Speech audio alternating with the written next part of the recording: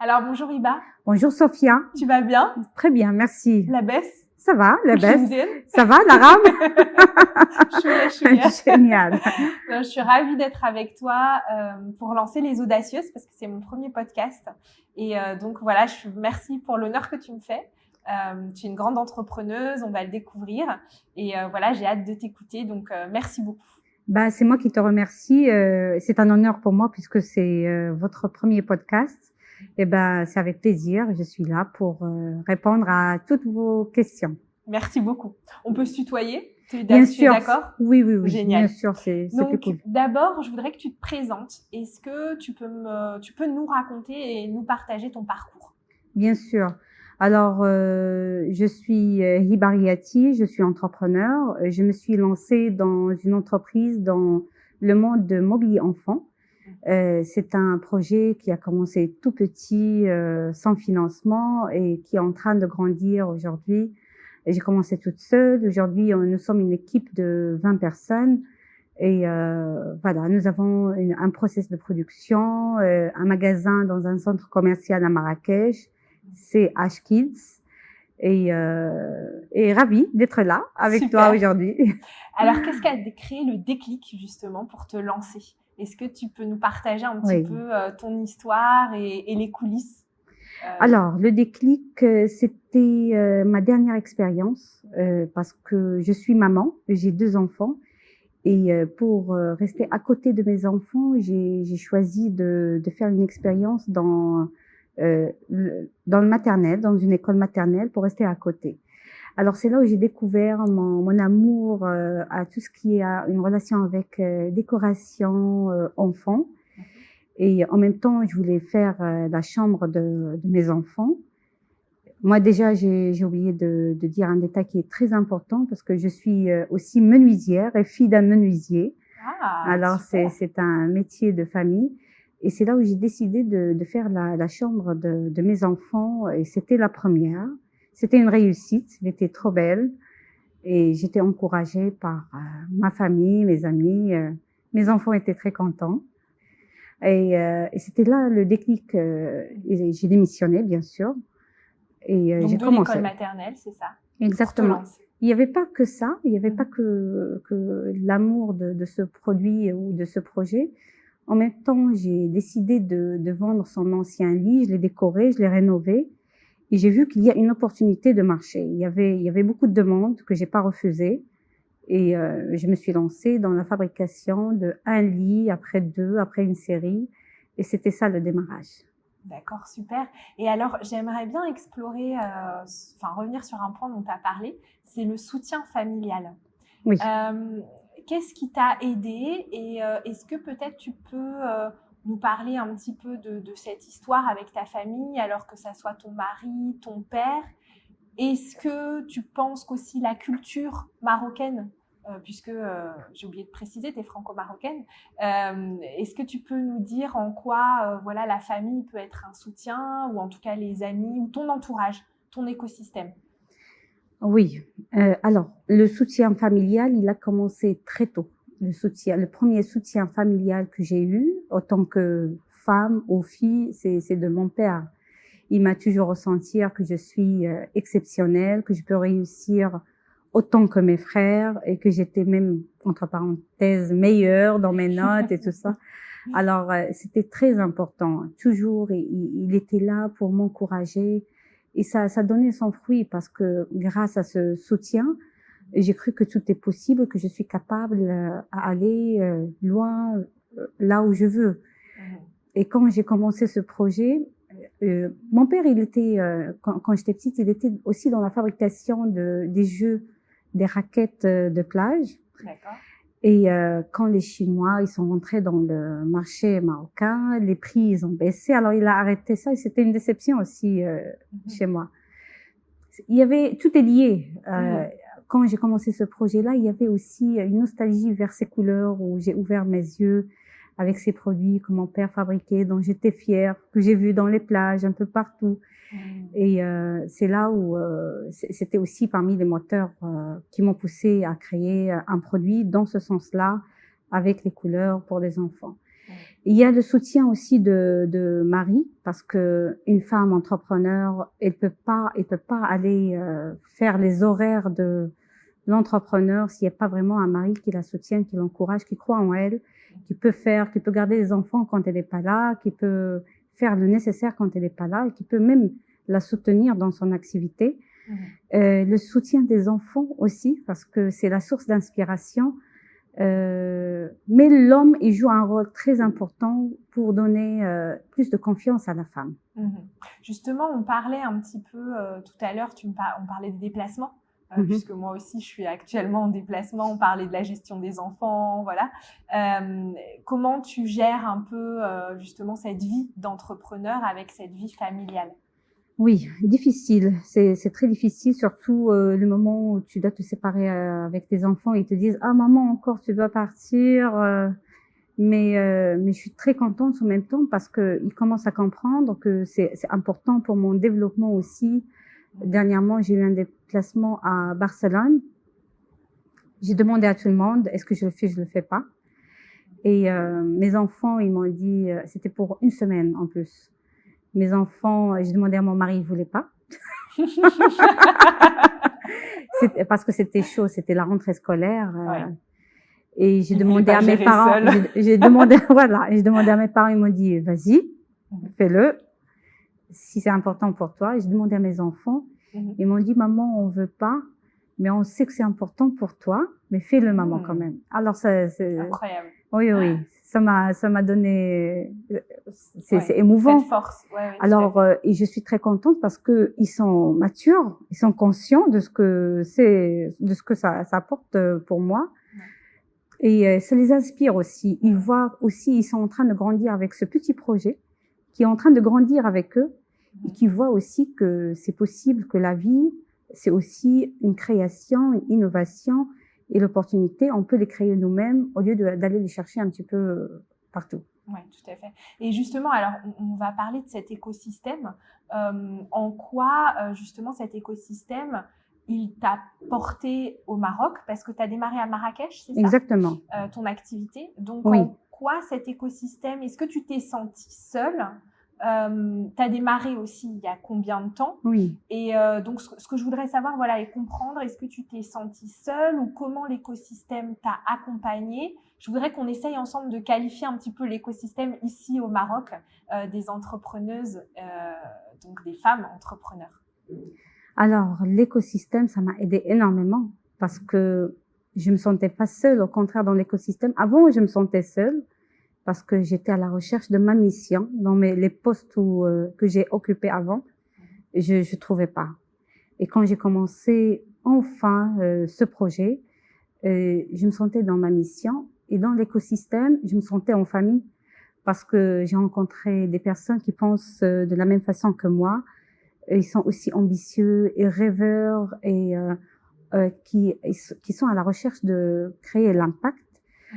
Le début, c'était à Marrakech. J'étais incubée avec EBF, Emerging Business Factory, et ça m'a bien soutenue. J'ai bien aussi bénéficié de l'INDH. C'est un programme qui est lancé par Sa Majesté pour soutenir les nouveaux projets.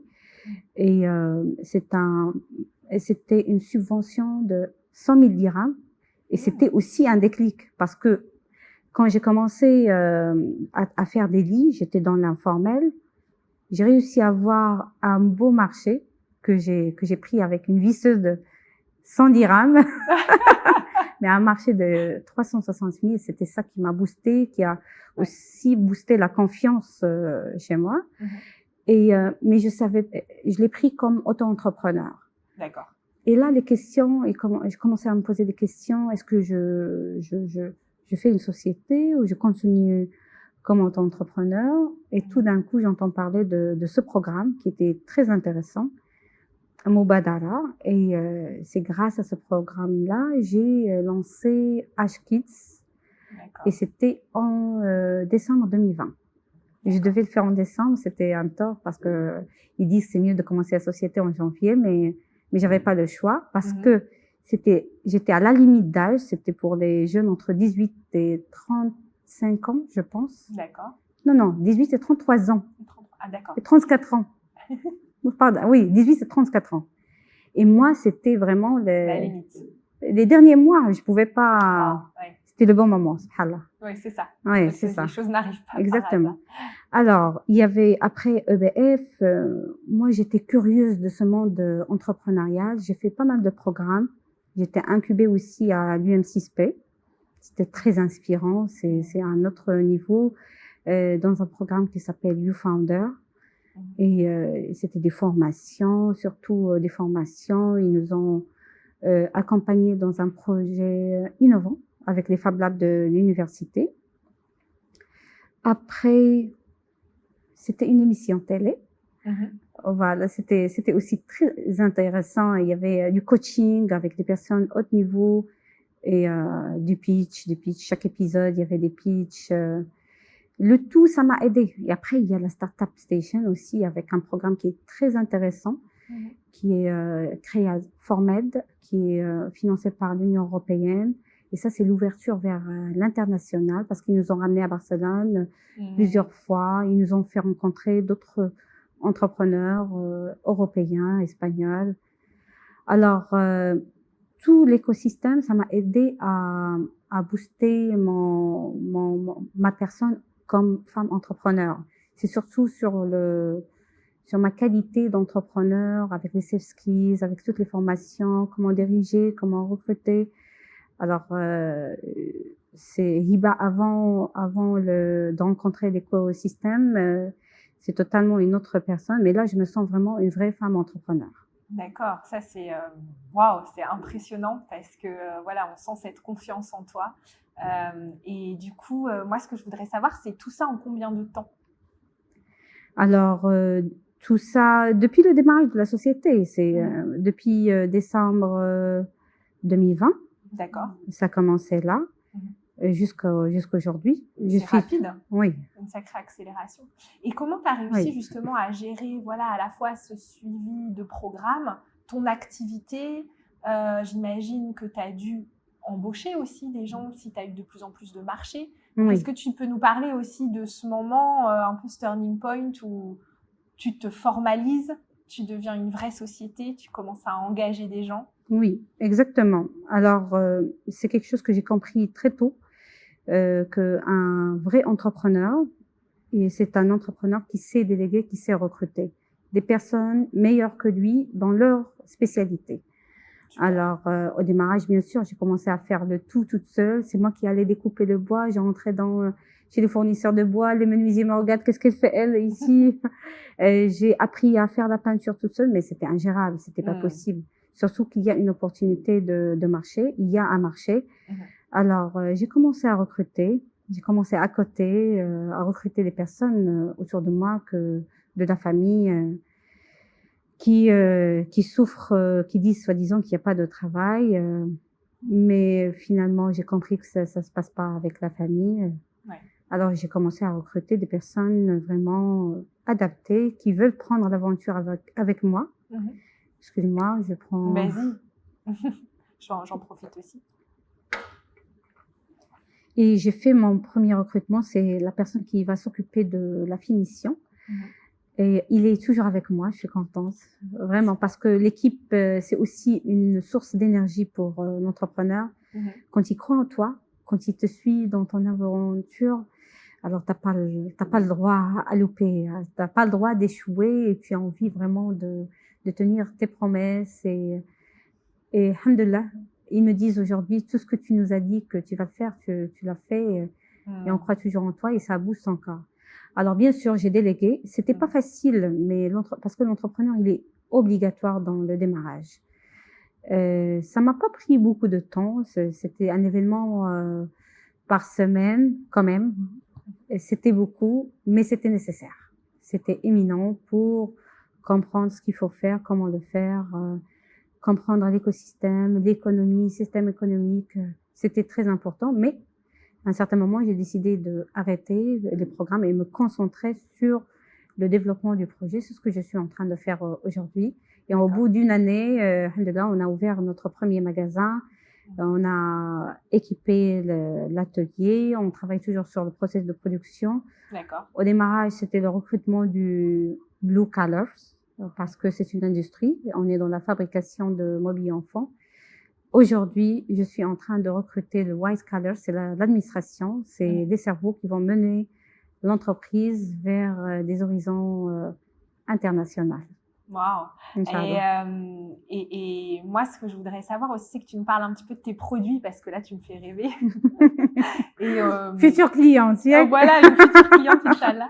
Ouais, et ce que je Inch'Allah. voudrais savoir, c'est effectivement, j'ai entendu parler de ce livre lecture, ce livre qui favorise la lecture, non, je crois. Ah, le Likili? Oui, c'est Oui. ça. Alors, est-ce que tu peux nous parler un petit peu de tes produits? Voilà, Très bien. je suis curieuse de Alors, savoir plus. déjà, dans notre société, on travaille sur 4 valeurs. La première valeur, c'est la sécurité, parce que c'est l'élément le plus important chez les parents. Moi, je suis parent.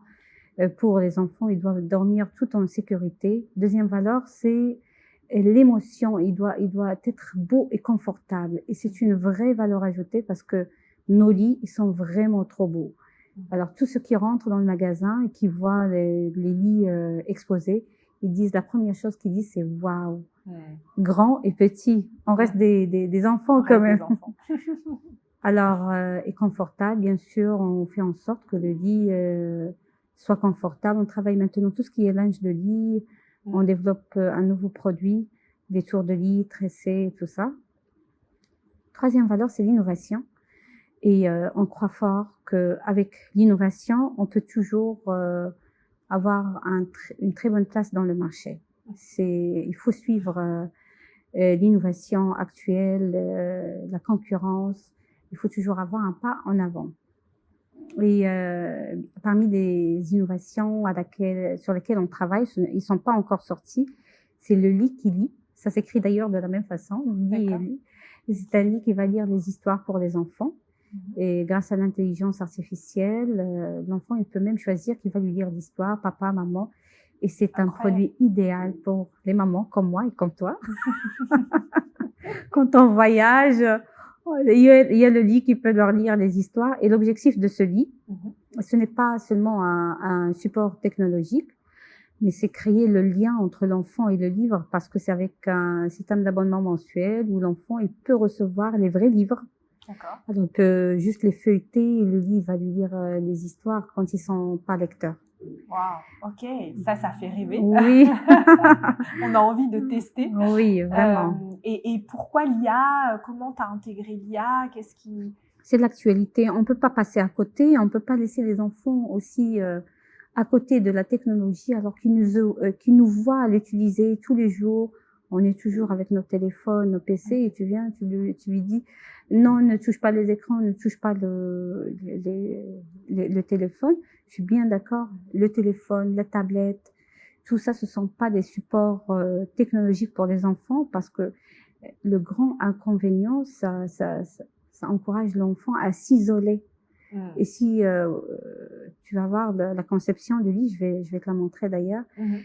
C'est l'écran, il est placé à l'extérieur, et l'enfant, pour l'utiliser, pour choisir et tout, il doit être en position debout. Ah, d'accord. Alors, il n'est pas dans son lit. Non, non. C'est juste en mode fonctionnel. D'accord. Ouais, Voilà. c'est un outil. Et puis ensuite, il se place dans le lit et je pense que c'est le meilleur support technologique pour un enfant. C'est pas quelque chose de petit où il va s'isoler, parce que c'est ça qui est dangereux. Et non, c'est sûr qu'on peut pas les couper du monde. Exactement. Merci beaucoup du coup d'avoir détaillé. Ça donne vraiment envie, et j'espère que nos auditeurs, les personnes qui nous écoutent, iront découvrir ce fantastique produit. J'aimerais juste revenir sur l'écosystème. Oui. Et la place des femmes. Comment les femmes t'ont accompagnée? Est-ce que tu as des femmes? Alors, tu nous as beaucoup parlé de ton papa, donc une belle figure emblématique, de tes parents, de ton mari. Donc, effectivement, on sent qu'il y a des hommes forts qui te soutiennent. Maintenant, quelle est la place des femmes aussi dans toute cette aventure-là, et comment toi, tu évolues dans cet écosystème aussi de femmes entrepreneurs? Oui, la première femme, bien sûr, c'est ma mère. Son vrai soutien, c'est qu'il m'a laissé donner des responsabilités très tôt. Et c'est très, très important. Il m'a toujours appris à me débrouiller toute seule. Et bien sûr, c'est un vrai soutien dans l'éducation et même là aujourd'hui, quand elle me voit, femme entrepreneur, elle est fière de moi et l'exprime bien sûr à sa façon. Mmh. Et les femmes entrepreneurs qui m'ont soutenue, ce sont des femmes qui travaillent avec moi aussi dans l'équipe.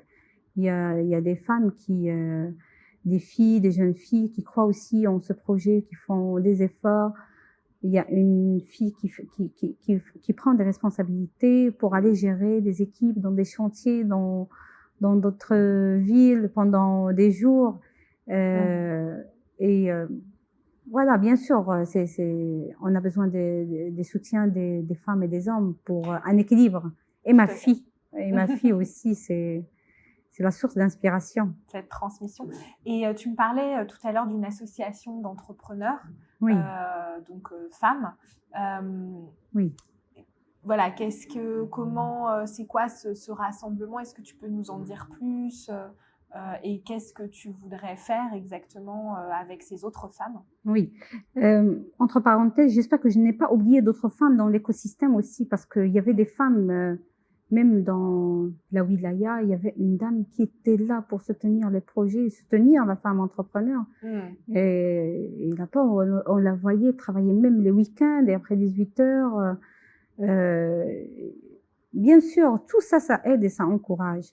Pour l'association, c'est notre rôle pour donner aussi, parce que moi, je considère que j'ai pris pas mal de l'écosystème, pas mal de formations et d'encouragement. Et je vois qu'il y a beaucoup de femmes dans notre société, au Maroc, qui sont entrepreneurs, sauf qu'ils sont pas dans les chiffres, parce qu'ils sont dans l'informel.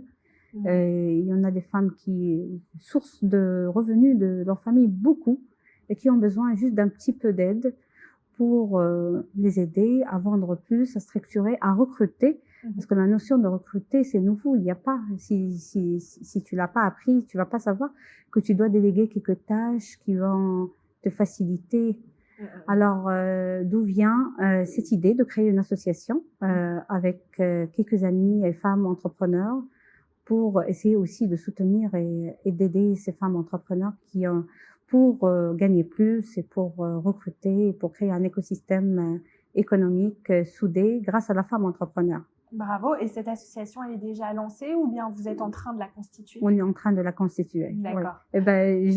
J'ai partagé avec toi parce que tu travailles aussi sur le même sujet. Tout à fait. Et c'est une belle coïncidence. Ouais. On n'a pas encore commencé à communiquer dessus. D'accord. On est en train de la constituer. C'est cette envie, en tout cas, de redonner aussi à votre tour, de transmettre. Oui, exactement. Surtout qu'il y a des femmes qui viennent vers moi et qui demandent de l'aide, comment je peux faire. C'est un moteur. Il y a une histoire triste aussi derrière. Et dans le magasin, c'est aussi un écosystème autour du bébé-enfant. L'objectif, c'est soutenir la fabrication locale. Et parmi les fournisseurs, c'est une femme qui a mené une coopérative. Et c'est elle qui me faisait les tapis. Elle était là, la pauvre, pour soutenir son projet, pour aider les femmes de son village. Et elle a fait accident, la pauvre, juste derrière moi. Et, elle est décédée. Alors son frère, il vient, il me raconte ça. Et il me dit, je sais pas comment faire. Il y a des femmes ici, alors... T'as envie. Oui, c'est ça. C'est aussi moteur. Ouais. On sent l'émotion. Merci de nous avoir partagé ça. C'est très beau parce que voilà, on sépare pas le produit perso. On sent que tout est très lié, intimement lié. Et il y a cette volonté aussi de give back. Justement, quel conseil tu donnerais à une jeune femme ou même une femme plus âgée qui souhaite se lancer à son tour? Il faut qu'elle commence, il faut qu'elle croie, parce que croire, c'est le pont le plus important vers la réussite. Et si tu crois que tu vas arriver à ton ambition et à ton rêve, tu vas y arriver. Les moyens, ils arrivent, que ce soit financier ou humain ou autre, il arrive, mais il faut travailler tous les jours. Et moi, je crois que la femme, elle est apte aussi que l'homme pour créer, pour gérer, pour mener. Ce n'est pas question... L'entrepreneuriat, ce n'est pas question de genre, du tout. Et surtout, moi, je suis toujours dans l'observation de la nature. Et la nature nous a donné deux bels exemples où c'est la femme qui gère, c'est la fourmilière et les abeilles. Il y a une reine derrière qui...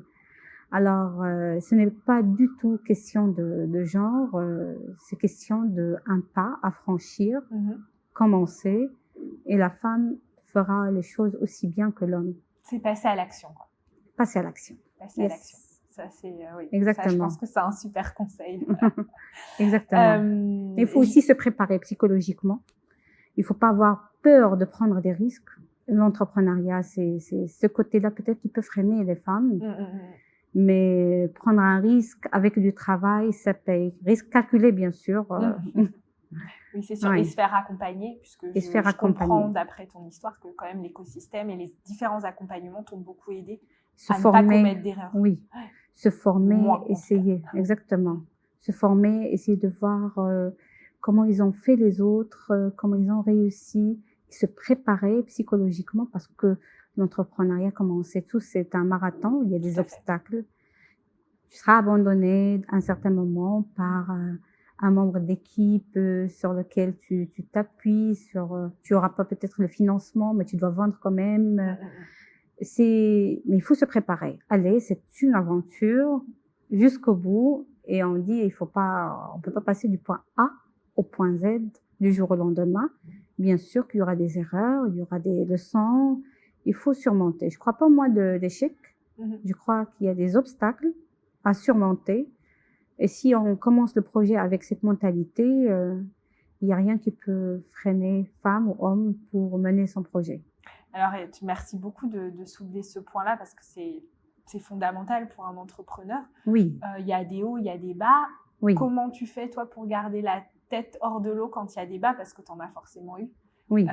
Et est-ce que tu as effectivement des bonnes pratiques par rapport à ça, parce que tu as beaucoup insisté sur se préparer psychologiquement, et ça, c'est très important. Exactement, c'est très important. Moi, comment j'ai fait? Écoute, moi je pense que l'entrepreneur, il est spirituel, parce que c'est un employé, il sait qu'il va avoir son salaire à la fin du mois. Tout à fait. Alors l'entrepreneur, il doit prier un petit peu pour qu'un marché, pour qu'il aura un marché, pour que la vente passe, mais pas que ça. Il doit faire le nécessaire pour. Moi, la spiritualité m'a aidée beaucoup. Moi, je crois en ma religion, je crois en mon Dieu, qui est le fort, le grand, le puissant, avec ses 99 noms. Et quand tu crois qu'il est avec toi, rien qui peut te battre. Ça te donne encore une force paranormale. Supérieure. Alors, il n'y a pas que ça, mais de soutien des proches. Il y avait des moments de faiblesse. L'équipe, ils m'ont soutenu beaucoup. Mon mari, il y avait un moment où je voulais abandonner. Il m'a dit non, tu nous as pas fait galérer et vivre tout ça pour arrêter maintenant. Alors, c'est un ensemble. Oui, c'est un ensemble de choses. Oui. Mais l'humain, en tout cas, est très important. Exactement. La spiritualité. Il faut travailler l'émotion, les émotions. C'est ça l'étape la plus difficile, parce que comme on voit les dirigeants, on voit qu'ils sont froids émotionnellement. Ils font la part des choses. Professionnel, c'est pas émotionnel. Et l'entrepreneur, il doit travailler là-dessus quand il laisse l'émotion de côté. Et à un certain moment, le projet, quand il démarre avec l'émotion. Et c'est ça ce qui est beau. Mais quand il commence à grandir, il faut laisser l'émotion de côté, il faut travailler la discipline. Et c'est ça qui peut faire travailler les process, le mener vers le haut, parce que c'est un ensemble d'engagements. Tu peux pas tenir beaucoup d'engagements rien qu'avec l'émotion, mais c'est avec une vraie discipline, et avec des process. Ouais. Alors ça, c'est hyper important, mais j'aimerais juste revenir sur un point. Tu parles de l'émotion, mais j'ai envie de te parler aussi du client.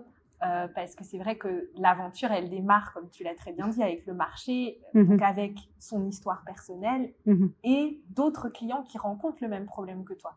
Est-ce que tu peux nous parler un peu de ces clients, des gens que tu accompagnes en fait? Qui sont-ils? C'est des parents, c'est des mamans, c'est des papas, c'est qui ils sont en fait? Est-ce qu'il y a un dénominateur commun? Merci pour ce point, parce que mon vrai soutien, c'est le client. pour être honnête avec vous. Parce que moi, j'ai pas eu de financement, des vrais financements pour arriver à cette étape-là, qui est comme une belle évolution. Mais c'est grâce à la confiance des clients qui ont cru en moi, qui ont adoré le produit, qui ont voulu m'encourager, qu'on a réussi à arriver là. Le client, c'est le plus important dans un projet. Et aujourd'hui, j'aimerais bien les remercier à tous mes clients, parce que c'est grâce à eux qu'on est arrivé à là. Et on commence à avoir aussi cette envie de croire en Made in Morocco et d'encourager le Made in Morocco. Et c'est très important. Alors, les clients, je ne sais pas si j'ai bien compris la question. Oui, oui, tout à fait, très très bien. C'est ça. Les clients, oui, je voulais juste que tu reviennes les qualifier, c'est-à-dire nous dire, voilà, si c'est plutôt des parents ensemble, si c'est plutôt la mère, plutôt le père, enfin, de comprendre un peu oui, qui c'est la sont, mère. Alors, c'est aussi parmi les femmes qui m'ont soutenue. C'est surtout la maman, c'est surtout la maman. Il y a des papas aussi, mais c'est surtout la maman.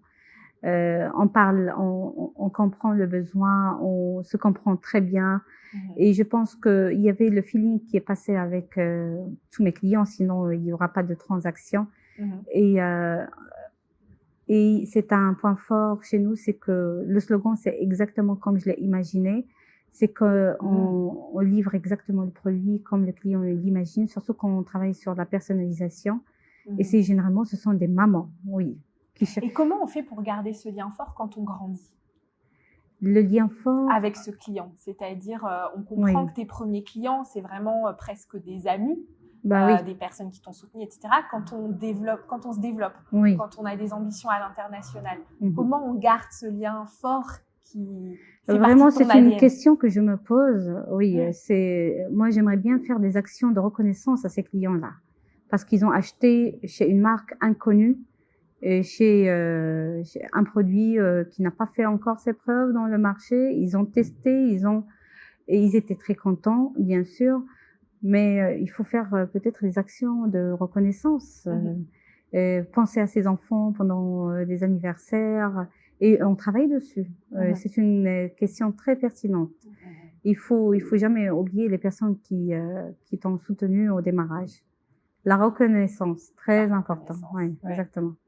Et alors, si on va finir, malheureusement, nos échanges, j'espère qu'on nous aura suivis jusqu'au bout. En tout cas, merci parce que c'est passionnant. Avec plaisir.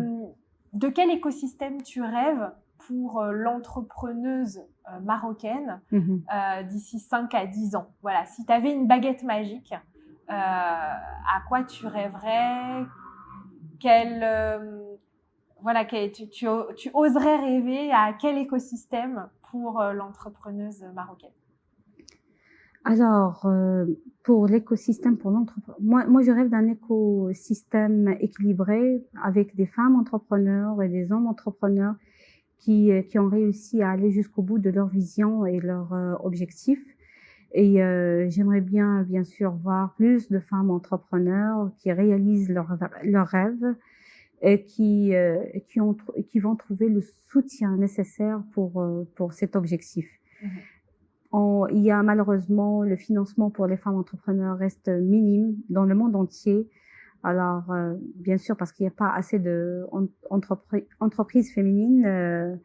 Il n'y a pas que ça, mais l'accès au financement il est un petit peu difficile. Et je pense que l'association qu'on veut réaliser va porter aussi cette mission pour aider à l'accès au financement, pour créer un écosystème qui valorise la création des entreprises féminines et qui croient en ces sociétés qui sont menées par des femmes, parce qu'il n'y a que la femme entrepreneur, moi je pense, qui peut aider la femme entrepreneur. On ressent les mêmes problématiques, le même parcours, et je rêve d'un écosystème soudé et solidaire qui a pour objectif de créer un écosystème économique réussi, et que la femme entrepreneur soit un des piliers de l'écosystème économique du Maroc et ailleurs.